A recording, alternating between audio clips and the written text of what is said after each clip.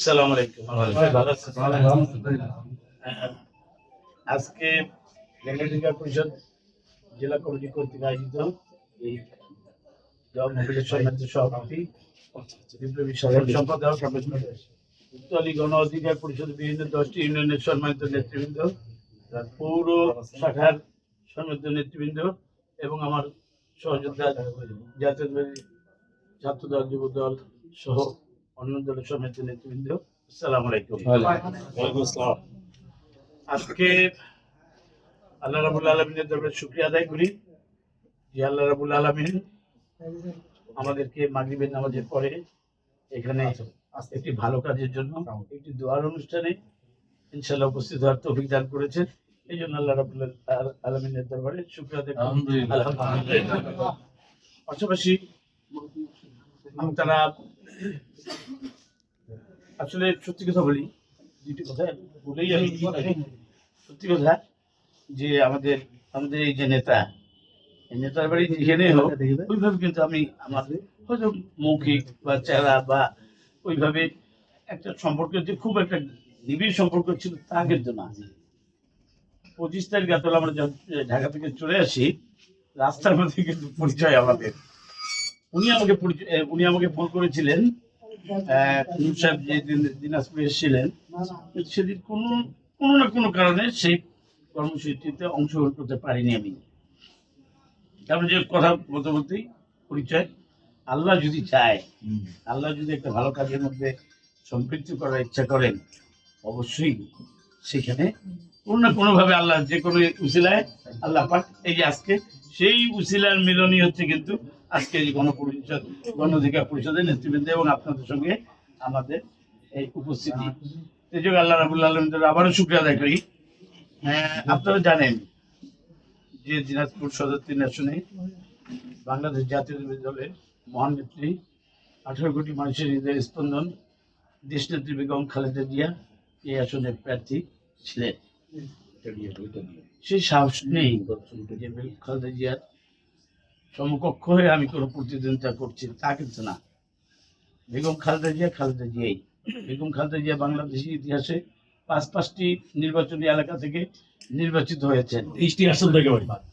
পরবর্তীতে 3টি আসন যখন হয়েছে, তারপরে অর্থাৎ 5টি আসনে বাংলাদেশে কোনো নেতার এই পর্যন্ত জন্ম হয়নি।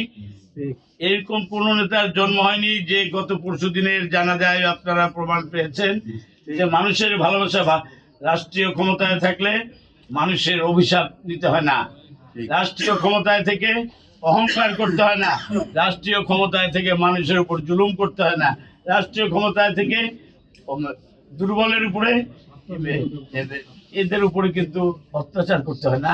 ইমাম ওলামা মাসায়েক সবার উপরে সেই জায়গায় কিন্তু দেশনেত্রী বেগম খালেদা জিয়া সকলের প্রতি কিন্তু একটি অত্যন্ত আন্তরিকতার পরিবেশের মধ্য দিয়ে কিন্তু বেগম খালেদা জিয়া 3বার বাংলাদেশে রাজনীতি করেছেন। আপনারা এখানে মুরব্বীরা আছেন, আপনারা দেখেছেন যে বেগম খালেদা জিয়া জনগণের জন্যই কিন্তু কাজ করেছেন, জনগণের জন্যই কাজ করেছেন। আজকে দেখেন একটা উদাহরণ দিই, দিনাজপুর মেডিকেল কলেজ, জিয়া রহমান সাহেব যেদিন উদ্বোধন করতেন তখন আমার বয়স এতটুকু, তখনও দেখতে গেছিলাম। জিয়া রহমান সাহেব উদ্বোধন করে গেলেন, আসলে এরশাদের সঙ্গে লক্ষ কোটি কোটি চাল কিন্তু এখান থেকে বিক্রি করে ফেলাইলো। তারপর আসলো 91 সালে বিএনপি, আল্লাহ পাক বিএনপিকে নিয়ে আসলেন। আজকের প্রধানমন্ত্রী যার জন্য আজকে এখানে দেওয়ার জন্য আমরা উপস্থিত হয়েছি, সেই মাননীয় তৎকালীন প্রধানমন্ত্রী, উনি কিন্তু প্রধানমন্ত্রী এলেন। আমাদের চকলেট আপা তখন কিন্তু আমাকে একটা প্রোগ্রামে, জিয়া রহমান সাহেবের মৃত্যুবার্ষিকীর একটা প্রোগ্রামে উনি বলতেন, জাহাঙ্গীর তুমি খালি মেডিকেল কলেজের জায়গাটাতে একটা অনুষ্ঠান করো, একটা ব্যানার লাগাও যে মেডিকেল কলেজের জায়গায় এই প্রোগ্রামটা হচ্ছে, অর্থাৎ মেডিকেল কলেজটা সিনে আসুক, মানে হাইলাইট হোক। তখন ওইখানে কিন্তু একটু জায়গা, তারা বড় জায়গা, একটা পুকুর ছিল, দেখবেন মনে আছে কিনা আপনাদের, যাওয়ার সময় হাতে ডান বিষয়ে একটা পুকুর ছিল, পুকুরের পাশে একটু জায়গা ছিল কিন্তু পুকুরের পার, ওই জায়গায় একটা 2টা বাসে একটা ব্যানার লাগায় আমি কিন্তু তখন ছাত্র দলের একটা প্রোগ্রাম করি। এই যে তারপর থেকে শুরু হলো আবার নতুন করে মেডিকেল কলেজের নাম কি বেগম খালেদা জিয়া প্রথমের সময় খালেদা জিয়া মেডিকেল কলেজ দিছিল, জিয়া মেডিকেল কলেজ দিছিল, দেয়নি। আর দেখেন সেই মেডিকেল কলেজ জিয়া রহমান খালেদা জিয়া চকলেটা পাড়া বলে বিএনপি তৈরি করে গেল, সেই মেডিকেল কলেজ আসিয়া লিখতেছে কি ANM Abdul Rahman medical college. এই যে মানুষের স্বেচ্ছাচারিতা, মানুষের যে জুলুম, মানুষের উপরে চাপায় দেওয়া প্রশাসনিক কাজকর্মগুলো, এর বাইরে কি বাদ দিল মেডিকেল কলেজ। কত হাজার মার্কেট খালি করছে, কত আলেম ওলামাকে গায়েব করছে, হেফাজত ইসলামের কত হাজার ইমাম মানে এতিম বাচ্চাদেরকে, মাদ্রাসার ছাত্রদেরকে হত্যা করেছে, গুম করেছে তাদেরকে। আমরা এমনও শুনেছি যে হেফাজতে ইসলামের ওখানকার হত্যা করা লাশগুলোকে নিয়ে কুমিরের খামারে রাতারাতি নিয়ে গাড়ি ভর্তি করে দিয়ে কুমির খেয়ে সেগুলোকে নিশ্চিহ্ন করে দিয়েছে, জানি কোনো ট্রেস না থাকতে পারে। এগুলো তো করেছে। আল্লাহ রাখে, আল্লাহ মারে কে? মারে আল্লাহ রাখে কে? দেখেন 41 সাল পর্যন্ত তৎকালীন ফ্যাসিস্ট সরকার নূর সাহেবকে মারছে, খালেদা জিয়াকে জেলে দিচ্ছে, বিএনপিকে অত্যাচার করছে, আলেম ওলামাদেরকে হত্যা করছে। সর্বোপরি 2000-এর কত হাজার ছেলে পেলে, আমরা বলি যে 1600, 1800, 2000, আসলে কত হাজার মায়ের কোল খালি হয়েছে। আগামী কিয়ামতের আগের দিন পর্যন্ত কেউ এটার সঠিক পরিসংখ্যান কেউ দিতে পারবে না, সঠিক পরিসংখ্যান দিতে পারবে না। আর আমাদের সন্তানরা তারা পঙ্গুত্ব বরণ করছে। আমার সঙ্গে কিছুক্ষণ আগে ছাত্রদল একটা ছেলে ছিল, তার গায়ে এখনো 200 ছাত্রদল একটা, আমাদের বিএনপির প্রোগ্রাম করি আসছি যে এই যে মায়ের সন্তানরা, কত মায়ের কোল খালি, একটা বাচ্চা মা দুধ খাওয়াচ্ছে বুকে নিয়ে গুলি করে মারা ফেলছে। এগুলার কি দেশ, এগুলার কি আল্লাহ বিচার করেনি?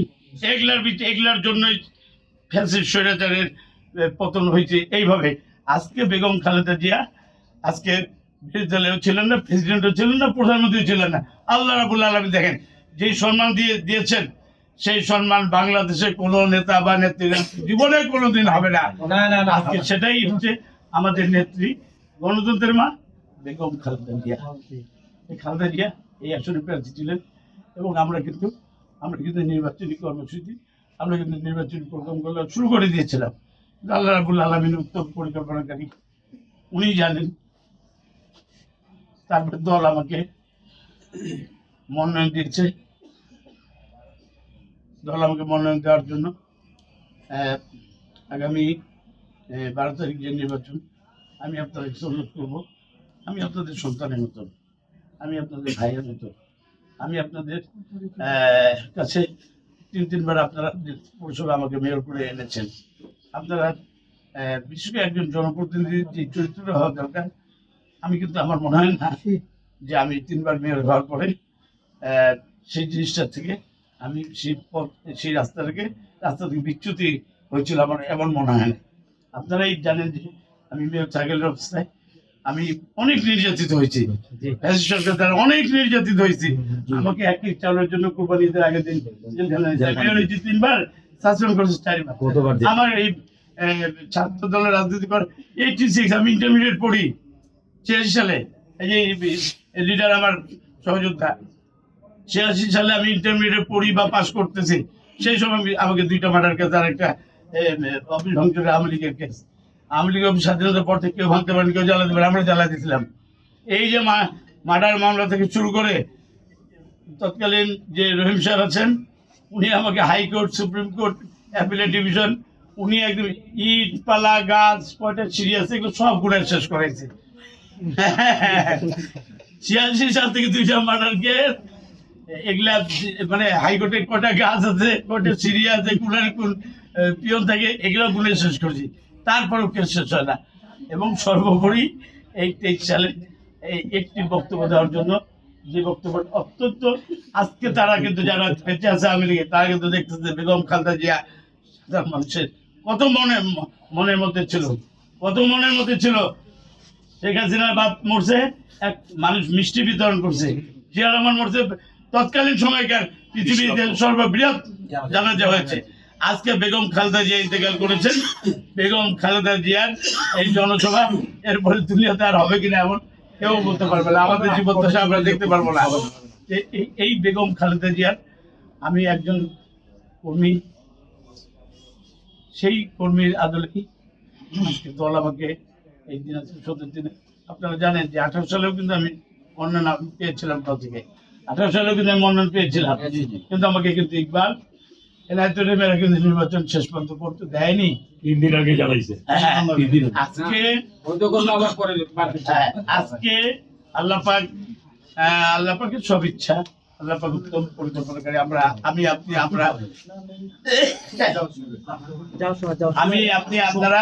আজকে ফুল নেওয়া যাবে না, শোকের দিন তো ফুল নেওয়া যাবে না ভাই, তাহলে রাজনীতি শেষ। আজকে আল্লাহ পাক ফুল দেওয়া যাবে না, ফুল দেওয়া যাবে না। আমাকে বেগম খালেদা জিয়ার দেওয়া সিটেই আল্লাহ পাক আমাকে মনোনয়ন দিয়েছেন। আমি আপনাদের কাছে অনুরোধ করবো যে আল্লাহ পাকের প্রতি কৃতজ্ঞতা জানিয়ে যে আপনাদের কাছে অনুরোধ করবো যে এই সিটটি বেগম খালেদা জিয়ার, এই সিটটিতে বিএনপি প্রার্থী যেই হোক আপনারা দয়া করে আপনারা তাকে নির্বাচিত করে আনবেন এবং সেই জায়গায় সেই নির্বাচিত করার জন্য যতটুকু দরকার আল্লাহ পাক যেন আপনাদেরকে সেই জায়গায় আপনাদেরকে ঈমান আমলের সঙ্গে আপনারা ধানের শীষের পক্ষে কাজ করতে পারেন, এটার জন্য আল্লাহ পাকের কাছে আমি ইনশাআল্লাহ ভাই করবো এবং ইনশাআল্লাহ আপনারা সেই জায়গায় আপনারা ইনশাআল্লাহ কাজ করে ধানের শীষের প্রার্থী। এবং আমি আজকে কথা দিচ্ছি যে নূর ভাই কোন দল করলো সেটা আমার দেখা বিষয় না। নূর ভাই কি মার্কা, তিনারা তো অংশ নিতে পারতেন, আপনাদের মধ্যে অংশ নিতে পারতেন, নেননি। নূর ভাই বেগম খালেদা জিয়া প্রার্থী হওয়ার জন্য উনি তার সম্মানে, ওনার সম্মানে এখানে কোনো প্রার্থী দেন নাই, এবং এখানে কোনো প্রার্থী দেন নাই, উনি ঘোষণা করেছিলেন। সেই জায়গা থেকে আমি বলবো যে আজকে আপনারা সেই সম্মানটা কিন্তু রেখেছেন, সম্মানটা আপনারা রেখেছেন। নূর ভাইকে ধন্যবাদ দিন যে উনি অত্যন্ত বিচক্ষণতার সঙ্গে রাজনীতি করে আসলে এই সিদ্ধান্তটা নিয়েছেন, সিদ্ধান্ত দিয়েছেন। তাই আপনারা নূর ভাইয়ের যেই দলের কর্মী, আমিও আপনাদের এই সহযোদ্ধা দলের কর্মী, আপনারা আপনাদের জায়গা থেকে ধানের জন্য কাজ করে এবং আগামী দিনে ইনশাআল্লাহ আল্লাহ পাক যদি কবুল করেন আমাকে, মানুষ যদি আমাকে নির্বাচিত করেন, আপনাদের পাশে একজন আপনাদের সহযোদ্ধা হিসাবে আপনাদের জন্য যা করতে হবে রাজনৈতিকভাবে একটা হবে, রাজনৈতিক বাইরেও আমি আপনাদের এই আজকে থেকে যে আপনারা এই করবেন সেই জায়গায় আপনাদের জন্য আমার দরজা খোলা থাকবে। আপনাদের পাশে থেকে যা করা দরকার, বলে মানুষ বল না কি কি ঘর ভালো নাকি আপন ভালো না পর ভালো কি জঙ্গল ভালো, সেরকম আমরা সবাই এক কাঁধে কাঁধ মিলিয়ে আমরা ধানের শীষের প্রার্থীকে নির্বাচিত করে আনবো এবং ইনশাআল্লাহ তারেক রহমান আগামী দিনে বাংলাদেশের প্রধানমন্ত্রী হবে ইনশাআল্লাহ। ভাই একটা মন্ত্রণালয় পাবেন ইনশাআল্লাহ। আমি বলছি যে আমি আমার জায়গা থেকে আপনাদেরকে কি করার আল্লাহ পাক সহায়তা থাকেন ইনশাআল্লাহ সেটা কাজ করব। আমি শুধু এটুকু বলবো, কথা বাড়ায় বলার কিছু নেই। আপনারা